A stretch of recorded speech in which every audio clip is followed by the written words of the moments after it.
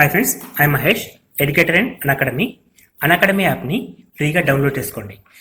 Display మీద కనబడుతున్న ఈ లింక్ని కింద డిస్క్రిప్షన్ బాక్స్లో ఇవ్వడం జరిగింది. ఆ లింక్ని మీరు క్లిక్ చేయడం ద్వారా మమ్మల్ని ఫాలో చేయవచ్చు. అండ్ మేము అర్థమెటిక్స్ అండ్ రీజనింగ్ నుంచి ప్రతి టాపిక్ పైన షార్ట్కట్స్తో కూడిన ట్రిక్స్ని అప్లోడ్ చేయడం జరుగుతుంది. మా ఛానల్ యొక్క అప్డేట్స్ని పొందాలనుకుంటే సబ్స్క్రైబ్ బటన్ పైన క్లిక్ చేయండి, పక్కనున్న బెల్ ఐకాన్ పైన క్లిక్ చేయండి. Of the ages of 5 children born at the intervals of 3 years each in is 50 years. What is the age of the youngest child? So అక్కడ ఏమంటున్నా అంటే 5 పిల్లలు ఉన్నారు. సో 5 పిల్లలకి మధ్య గ్యాప్ అనేది 3 years ఉంది. సో వాళ్ళ మొత్తం ఏజ్ వచ్చేసి 50 years. సో అందులో చిన్న అతని వయసు ఎంత అని అడుగుతున్నాడు. సో మొత్తం 5 చిల్డ్రన్స్ ఉన్నారు. సో ఏ ఒక్కరి ఏజ్ మనకు తెలియదు. సో ఫస్ట్ అతని ఏజ్ మనం ఎక్స్ అనుకుంటే నెక్స్ట్ అతని ఏజ్ ఎంత అవుతుంది? x+3 అవుతుంది, ఎందుకంటే 3 ఇంటర్వెల్స్. సో ఎక్స్ అవుతే x+3, నెక్స్ట్ది x+6, నెక్స్ట్ది x+9, నెక్స్ట్ది x+12. So ఇట్లా మనం 5 1 2 3 4 5 తీసుకోవచ్చు. వాటన్నింటినీ కలిపినప్పుడు దాని మొత్తం మనకి 50కి సమానం. సో 50కి సమానం అంటే x plus x plus x plus x plus x which is equal to 5x and 3 plus 6 9, 9 plus 9 18, 18 plus 12 30 equal to 50 తీసుకోవచ్చు. సో దీని నుంచి మనకి 5x equal to 20 వస్తుంది. సో x equal to 4 తీసుకోవాలి. సో x equal to 4 అంటే మనకి చిన్న వ్యక్తి ఏజ్ 4. సో సెకండ్ది 7 years. సో నెక్స్ట్ వచ్చేతను 10, నెక్స్ట్ 13, తర్వాత వచ్చేసి 17 అవుతుంది, 16.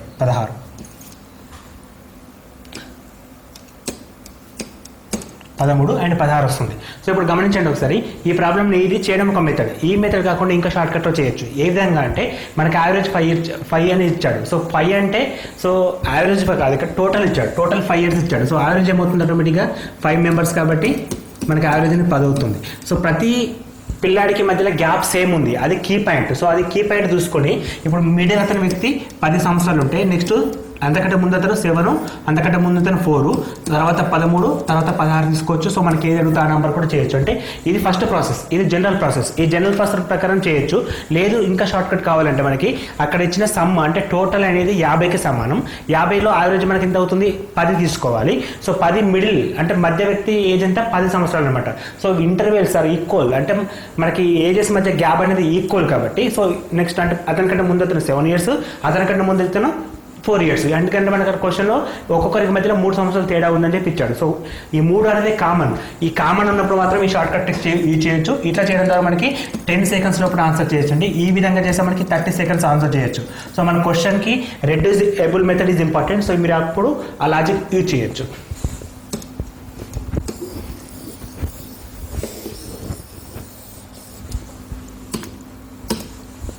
Next question. A man is 24 years older than his son. In 2 years, his age will be twice the age of his son.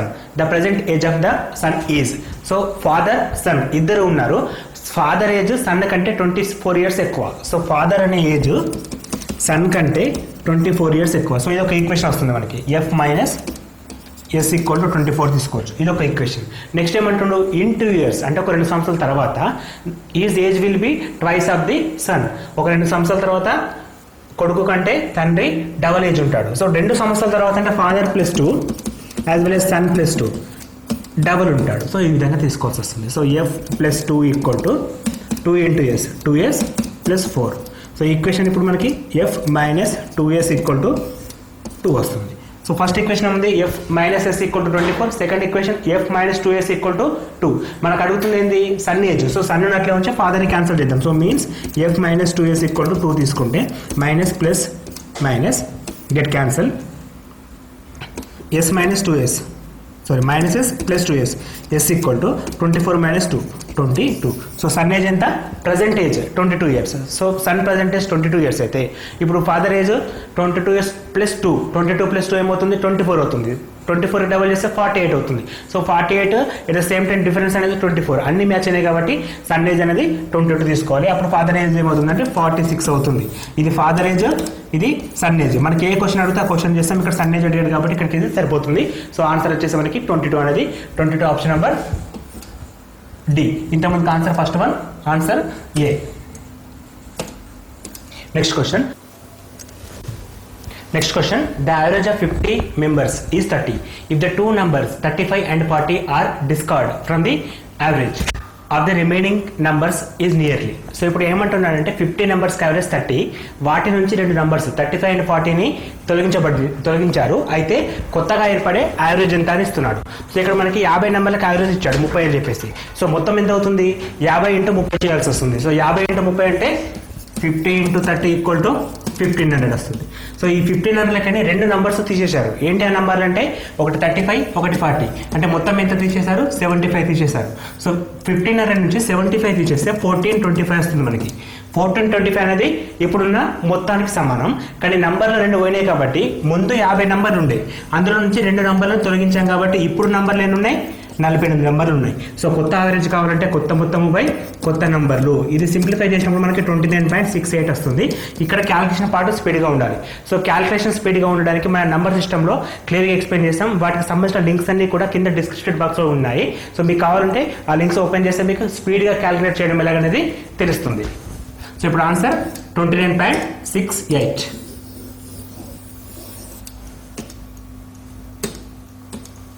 Next question, on 8th December 2007 Saturday falls. What day of the week was it on 8th December 2006? ఒకవేళ 2007 December 8 అనేది Saturday అయితే 2006 December 8 ఏమవుతుంది? ఇక్కడ key point ఏంటంటే రెండిట్లలో date and month same ఇచ్చాడు, 8th.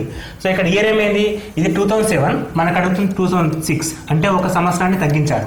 And ఇది తగ్గిన year అనేది ఫిబ్రవరిని లెక్క పెట్టుకోవాలి. సో ఫిబ్రవరి ఏ సంవత్సరంలో వస్తుంది, 2006లో వస్తుందా 2007లో వస్తుంది? అంటే మనకు కావాల్సిన ఫిబ్రవరి అనేది 2007లో ఉంటుంది, ఎందుకంటే ఇక్కడ నుంచి రివర్స్ వెళ్తాం. ఈ రివర్స్ ఎక్కడి దాకా వెళ్తాం అంటే 2006 డిసెంబర్ వరకు వెళ్తాం. సో ఈ మధ్యలో వచ్చే ఫిబ్రవరి రిలేటెడ్ టు 2007. ఇక్కడ 2007 అనేది లీప్ సంవత్సరం కాదు, ఎందుకంటే ఫిబ్రవరిలో ఒక 28 డేస్ తీసుకోవాల్సి వస్తుంది కాబట్టి ఓవరాల్గా ఒకరోజు తగ్గుతుంది. సో ఒకరోజు తగ్గుతుందంటే మనకు కావాల్సిన సాటర్డే నుంచి ఒకరోజు తీసేస్తే ఆన్సర్ ఫ్రైడే తీసుకోవాలి. సో ఆన్సర్ అనేది Friday, option number D correct. Next question, an observer 1.6 meters tall is 20√3 away from the tower. The angle of elevation from his eyes to the top of the tower is 30 degrees. The height of the tower is. So angle of evolution ఇస్తాడు. So ఇక్కడ మనకి ఏంటంటే ఒక base నుంచి ఒక వ్యక్తి 1.6 meters ఉన్నాడు. ఆ వ్యక్తి ఇతడు ఒక టవర్ టాప్ను చూస్తున్నాడు, ఒక టవర్ని టాప్ని గమనిస్తున్నాడు. సో టవర్ టాప్ని గమనిస్తున్నట్టు యాంగిల్ ఆఫ్ ఎవల్యూషన్ అంటే ఇదండి. సో ఇతని కంటి నుంచి తీసుకోవాల్సిన కోణం. సో ఇతని కంటి నుంచి యాంగిల్ ఆఫ్ ఎవల్యూషన్ ఎంత ఉంది, ఇప్పుడు 30 degrees ఉంది. సో ఎంత దూరం నుంచి ఉన్నాడు అంటే 20√3. సో టవర్కి అతనికి మధ్య దూరం ఎంత, 20√3. ఇది 20√3 కాబట్టి ఇది కూడా 20√3 తీసుకుంటాం. సో ఇప్పుడు మనకు అడుగుతున్న క్వశ్చన్ ఏంటంటే ఈ కంప్లీట్ టవర్ హైట్ ఎంత అని అడుగుతున్నాడు.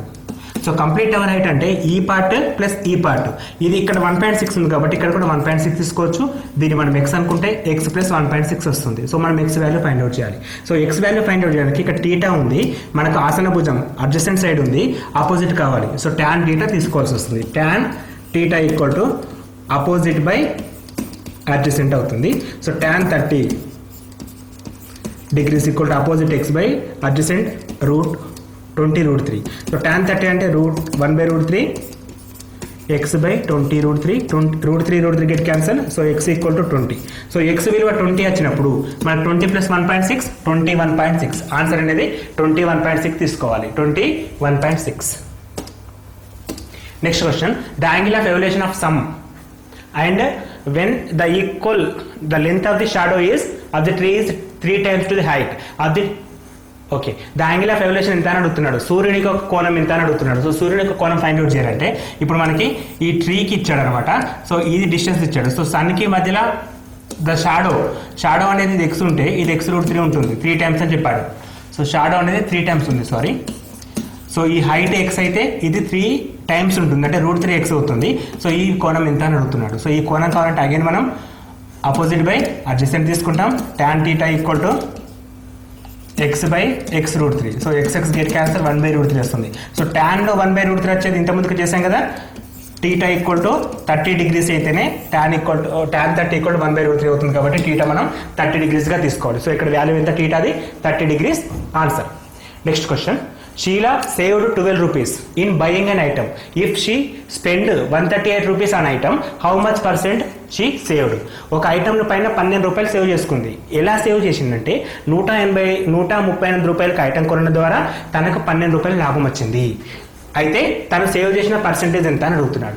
సో ఆమెకు వచ్చిన లాభం 12 రూపాయలు. ఎప్పుడు 138 రూపాయలు కొంటే, సో యాక్చువల్ దాని కాస్ట్ ఎంత అన్నట్టు 150. అంటే రెండింటిని కూడితే దాని యాక్చువల్ కాస్ట్ వస్తుంది మనకి. అంటే యాక్చువల్గా 150 రూపాయలు ఉంటే 12 రూపాయలు సేవ్ చేసింది, 138 రూపాయలు పెట్టుకున్నది. సో ఈ 12 రూపాయలు ఎంత శాతం ఎందులో ప్రకటన వేల పైన చేయాల్సి వస్తుంది. సో 12/150 ఇంటూ 100, 50 రెంట్ల 53 2 ఎక్కం 2 4 రెంట్ల 8%. సో ఆన్సర్ అనేది 8% తీసుకోవాలి.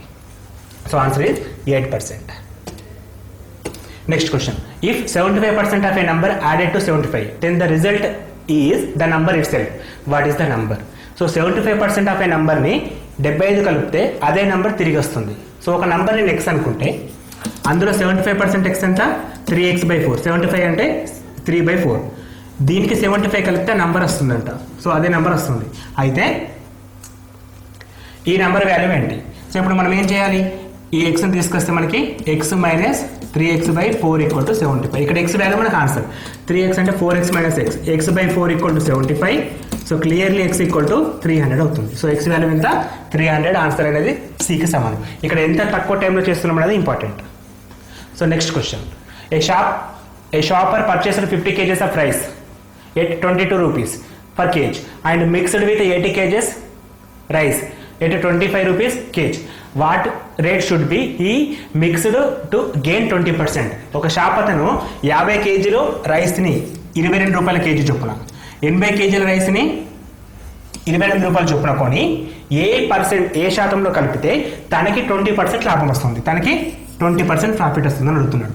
సో ఇప్పుడు మనకి 50 కేజీలను 22 రూపాయలకి, అంటే ఒక కేజీకి 22 రూపాయలు, మొత్తం 50 కేజీలు. సో ఇక్కడ ఎంత అవుతుంది టోటల్ అంటే 50 × 22 1100 రూపాయలు.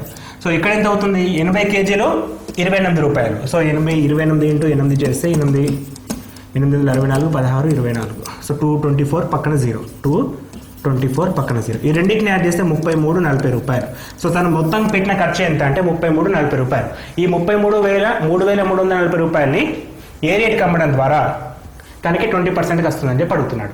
సో తనకి 20% లాభం రావాలంటే ఇది 100 కదా, 120 పర్ కేజీ తీసుకోవాలి. సో 120/100 చేస్తే 0 0 గెట్ క్యాన్సల్. మనకు వచ్చే ఆన్సర్ ఎంత ఇప్పుడు? 334 × 12. ఇది ఏంటంటే మొత్తం రేట్. సో ఇక్కడ ఎన్ని కేజెస్ ఉన్నాయి? మొత్తం 50 + 80, టోటల్ 130 కేజెస్ ఉంటాయి. సో టోటల్ 130 కేజెస్ ఉంటాయి. సో ఇప్పుడు మనం 334 × 12/130 చేస్తే మనకి 30.8 వస్తుంది. సో మనకు కావాల్సిన రేట్ ఎంత అంటే 30.8. నంబర్స్ అన్ని వేళలా కొంచెం టఫ్గా ఉండకపోవచ్చు, ఈ నెంబర్స్ కొంచెం డిఫికల్ట్గా ఉన్నాయి. సో మనకి ఇక్కడ టైం కన్జ్యూమింగ్ చేసేటప్పుడు ఇవి కొంచెం టైం తీసుకుంటాయి, కానీ మిగతా క్వశ్చన్లో నంబర్స్ కొంచెం ఈజీ ఉండొచ్చు, కానీ మనం చేసే ప్రాక్టీస్ అనేది టఫ్ లెవెల్లో ఉండాలి. సో ఇక్కడ ఆన్సర్ ఏమవుతుందంటే 334 × 12/130 చేస్తే 30.8 వస్తుంది. Next question, Monica purchased a purse at 9/10 of its selling price and should it 8% more than attendance pay. Okay, find the gain percent. So Monica 9/10% 9/10 అమౌంట్కి కొన్నది. అంటే ఒక పర్స్ అమౌంట్ సపోజ్ 100 రూపాయలు అంటే ఆమె 9/10 రేటుకి కొన్నది, అంటే 90 రూపాయలకు కొన్నది, అంతే కదా. ఒక పర్సు రేటు 100 రూపాయలు, ఆమె కొన్న రేటు 9/10 అనమాట. 9/10 అంటే 100 రూపాయలు, 9/10 అంటే 90 రూపాయలకు కొన్నది. ఈమె 90 రూపాయలకు కొన్నది కదా, ఈమెకి 8% లాభం రావాలంటే, ఈమెకి 8% లాభం రావాలంటే గెయిన్ పర్సెంటేజ్ ఎంత అని అడుగుతున్నారు. సో ఇక్కడ 8% అంటే 108 అనమాట. ఇక్కడ 100లో 8% ఎంత? 108. సో డిఫరెన్స్ ఎంత వస్తుంది మనకి? 18. ఈ 18 అనేది 90 రూపాయలలో ఎంత? 90 రూపాయలలో ఎంత? సో 18/90 × 100 తీసుకోవాలి. 0 0 గెట్ క్యాన్సల్. 9 × 9 అంటే ఈక్వల్ టు 20% వస్తుంది మనకి. ఆన్సర్ అనేది 20%కి సమానం. సో గెయిన్ పర్సెంట్ ఎంత అంటే 20% తీసుకోవాలి. Next question, Ramu borrows A sum from Mohan at the rate of 8% per annum at simple interest. After 2 years he had to pay 600 as interest. Only the period the principal amount borrowed from the Ramu was. So ఎంత amount తీసుకున్నాడు? 8% వడ్డీ rate చొప్పున 2 సంవత్సరాలకు 1600 interest కట్టిండు. అయితే తన అసలు ఎంత అని క్వశ్చన్. 8% వడ్డీ చొప్పున 2 సంవత్సరాలు R time, R into time చేస్తే 8 ఇంటూ 2 16 వస్తుంది. ఈ 16% అనేది 1600 అయితే 100 ఈక్వల్ టు వాట్, ఇది మనకు కావాల్సిన ఆన్సర్. సో ఇంటూ 100 చేసేయండి బై 16, 16 16, 100 ఇంటూ 100 10,000. ఆన్సర్ వచ్చేసి 10,000 తీసుకోవాలి. ఆన్సర్ అనేది 10,000కి సమానం.